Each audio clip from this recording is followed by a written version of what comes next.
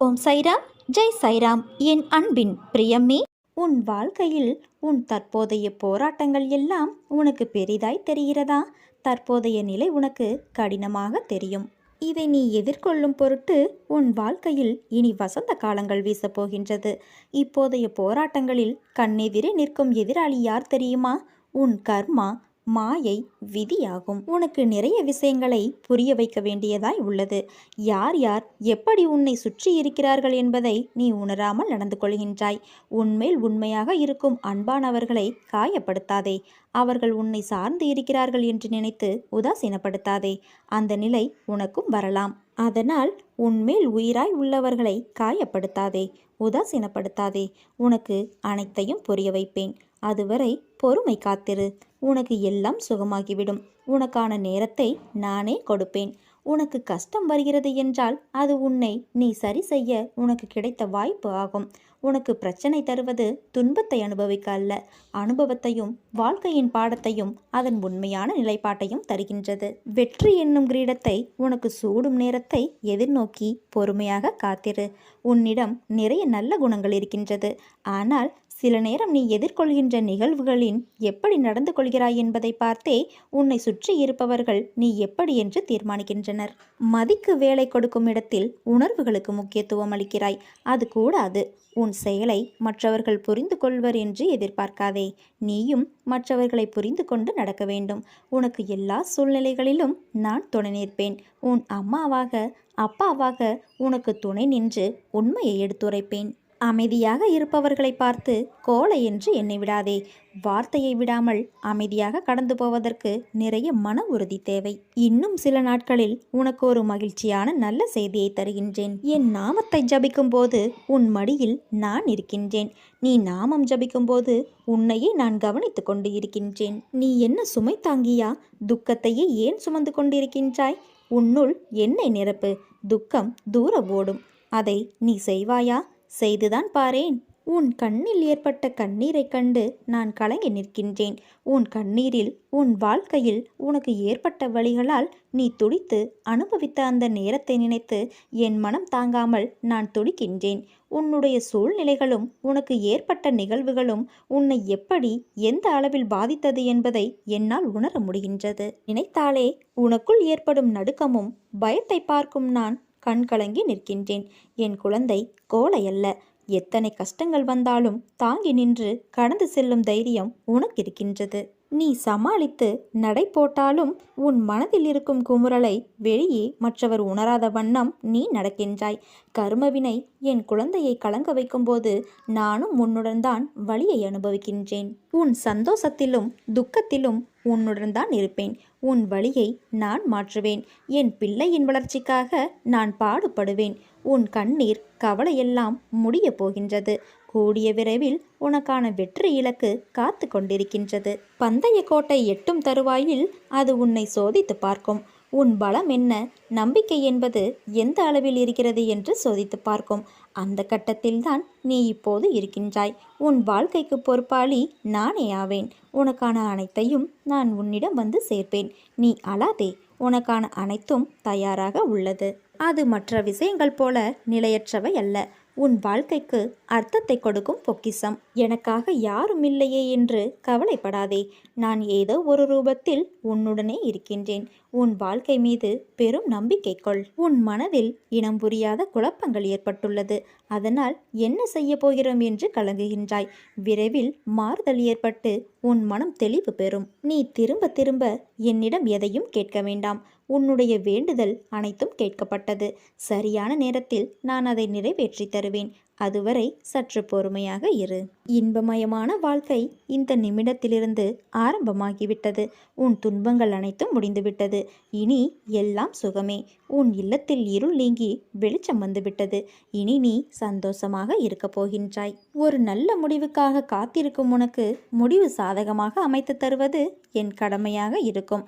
என் வாக்கு என்றுமே பொய்த்தது இல்லை. உன்னை ஒதுக்கும் இடத்திலும் உன்னை வெறுக்கும் இடத்திலும் உன் வார்த்தை மதிக்கப்படாத இடத்திலும் உன் செயல்கள் போலி என கூறும் இடத்திலும் நீ யார் என்று யாருக்கும் நிரூபிக்க தேவையில்லை. உன் மனசாட்சிக்கு நீ உண்மையாக இருந்தால் அமைதியுடன் கடந்து செல்.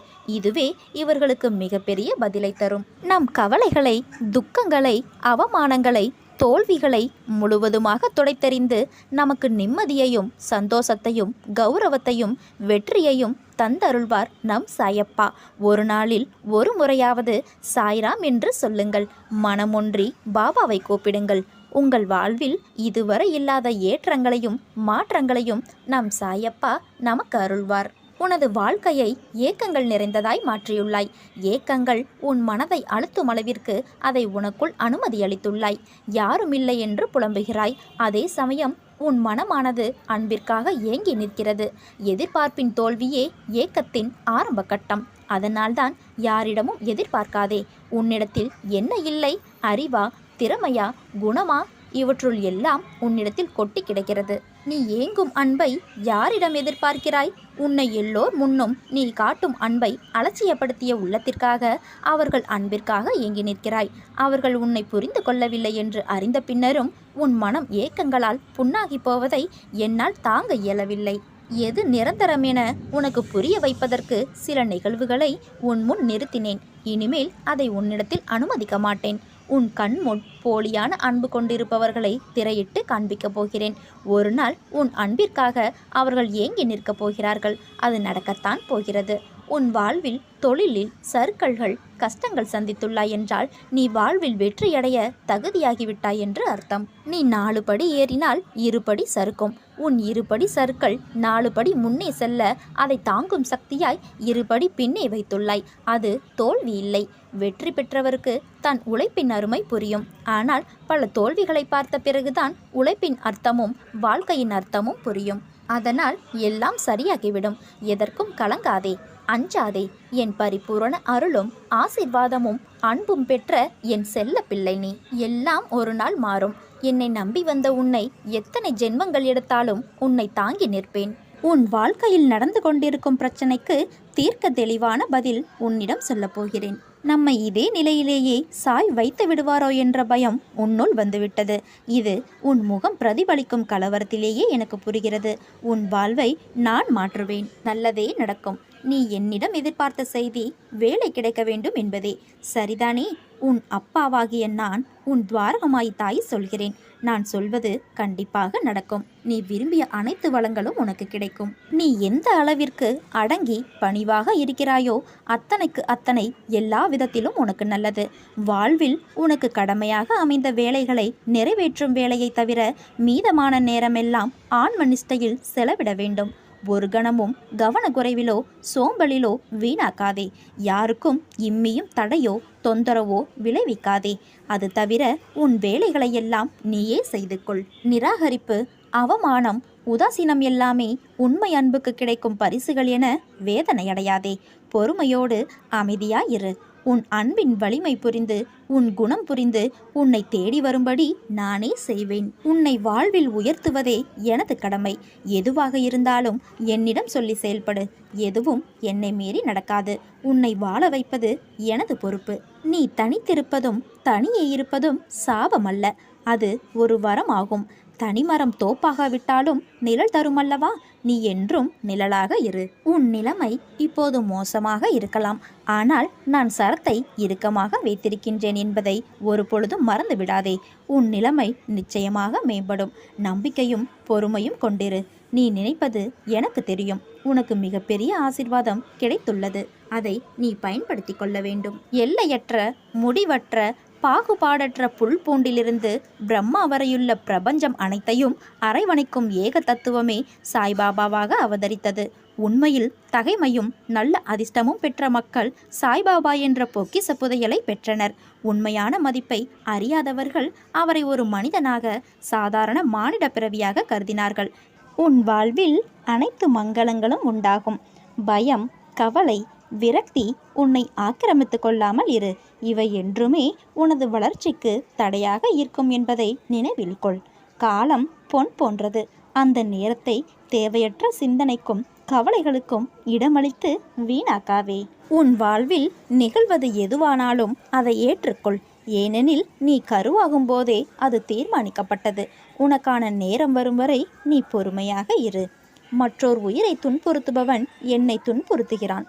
துன்பங்களை மௌனமாக தாங்குபவன், கசப்பான வார்த்தைகள் பேசாதவன், அவன் மீது நான் மிகுந்த அன்பு செலுத்துகிறேன். வெறுப்பும் பழிவாங்கும் உணர்வும் வருவது சுலபம். தாங்கிக் கொள்ளவோ பலம் தேவை. நீ பலவானாய் இரு. எனதன்பு குழந்தையே, உன் கண்ணில் ஏற்பட்ட கண்ணீரை கண்டு நான் கலங்கி நிற்கிறேன். உன் கண்ணீரில் உன் வாழ்க்கையில் ஏற்பட்ட வலிகளால் நீ துடித்து அனுபவித்த அந்த நேரத்தை நினைத்து என் மனம் தாங்காமல் நான் துடிக்கிறேன். உன்னுடைய சூழ்நிலைகளும் உனக்கு ஏற்பட்ட நிகழ்வுகளும் உன்னை எப்படி எந்த அளவில் பாதித்தது என்பதை என்னால் உணர முடிகிறது. அதை நினைத்தாலே உனக்குள் ஏற்படும் நடுக்கமும் பயத்தையும் பார்க்கும்போது நான் கலங்கி நிற்கிறேன். என் குழந்தை கோழை அல்ல. எத்தனை கஷ்டங்கள் வந்தாலும் தாங்கி நின்று கடந்து செல்லும் தைரியம் உனக்கு இருக்கிறது. நீ சமாளித்து நடை போட்டாலும் உன் மனதில் இருக்கும் குமுறலை வெளியே மற்றவர் உணராத வண்ணம் நீ நடக்கிறாய். கர்மவினை என் குழந்தையை கலங்க வைக்கும்போது நானும் உன்னுடன் தான் வலியை அனுபவிக்கிறேன். உன் சந்தோஷத்திலும் சரி, துக்கத்திலும் சரி, உன்னுடன் தான் இருப்பேன். உன் வலியை நான் மாற்றுவேன். என் பிள்ளையின் வளர்ச்சிக்காக நான் பாடுபடுவேன். உன் கண்ணீர் கவலையெல்லாம் முடிய போகிறது. விரைவில் உனக்கான வெற்றி இலக்கு காத்து கொண்டிருக்கிறது. பந்தய கோட்டை எட்டும் தருவாயில் அது உன்னை சோதித்து பார்க்கும். உன் பலம் என்ன, நம்பிக்கை என்பது எந்த அளவில் இருக்கிறது என்று சோதித்து பார்க்கும். அந்த கட்டத்தில்தான் நீ இப்போது இருக்கிறாய். உன் வாழ்க்கைக்கு பொறுப்பாளி நான். உனக்கான அனைத்தையும் உன்னிடம் வந்து சேர்ப்பேன். நீ அழாதே. உனக்கான அனைத்தும் தயாராக உள்ளது. அது மற்ற விஷயங்கள் போல நிலையற்றவையல்ல. உன் வாழ்க்கைக்கு அர்த்தத்தை கொடுக்கும் பொக்கிஷமாகும். உன்னை நான் சரி செய்வேன். உன்னுடன் எப்பொழுதும் இருப்பேன். எத்தனை பிரச்சனைகள், எத்தனை சண்டைகள், எத்தனை துயரங்கள் கடினமாக அனுபவித்தாய். ஒரு முடிவு இல்லாமல் அனுபவித்தாய். அனைத்திற்கும் இப்பொழுது முடிவு வந்துவிட்டது. விரைவில் நல்ல செய்தி உன் செவிகளில் வந்து சேரும். நம்பிக்கையோடு அந்த நாளுக்காக காத்திரு. வாழ்க்கையில் என்னால் எதுவும் பண்ண முடியவில்லையே என கவலைப்படாதே. இந்த சாயியின் ஆசியோடு முடியாது என நீ நினைப்பதையும் முடித்து காட்டுவாய். நம்பிக்கையோடு முயற்சி செய். முடியாதது எதுவும் இல்லை. உனது தற்போதைய வாழ்க்கை வேகமாக எதையோ நோக்கி காலை முதல் இரவு வரை ஓய்வின்றி ஓடிக்கொண்டிருக்கிறது. இந்த ஓட்டத்திற்கு நடுவில் ஒருவருக்கு ஒரு கஷ்டம் என்றால் உதவுவதற்கு கூட யாருக்கும் நேரம் இருப்பதில்லை. ஆனால் இந்த உதவியை நோக்கி இன்று ஏங்குவோர் பலர். இன்று நான் உனக்கு சில அறிவுரைகளை கூற விரும்புகிறேன். உறவுகள் நம் வாழ்க்கையில் மிகவும் முக்கியமானது. உறவுகளுக்கு உதவி செய்வது மானிட தர்மமாகும். நீ செய்யும் உதவி பிரதிபலன்களை எதிர்பார்க்காமல் சுயநலமற்று இருக்க வேண்டும். உதவிகள் செய்வது உறவுகளுக்கு இடையே அன்பை வளர்க்கும். உதவி செய்தால் உனது வாழ்க்கையில் வளர்ச்சிகள் பெருகும். உன்னை நாடி வருபவர்களை அலட்சியமாக கருதாதே. ஒரு நாள் நிச்சயம் சூழ்நிலைகள் மாறிவிடும். இந்த பரந்த வேகமான காலத்தில் உனக்காக உதவி செய்பவர்களையும் பாராட்ட வேண்டும். உதவி செய்தவர்களிடம் நன்றியுடன் நடந்து கொள்ளவும் வேண்டும்.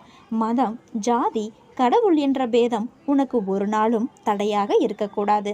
மற்றவர்கள் செய்த உதவியை உயிருள்ளவரை நினைக்க தெரிந்திருக்க வேண்டும். எல்லாவற்றிற்கும் மேலாக உதவி காலமறிந்து, இடமறிந்து, தரமறிந்து செய்ய வேண்டும். எதிர்பார்ப்பின்றி பிரதிபலன் கருதாமல் செய்ய வேண்டும்.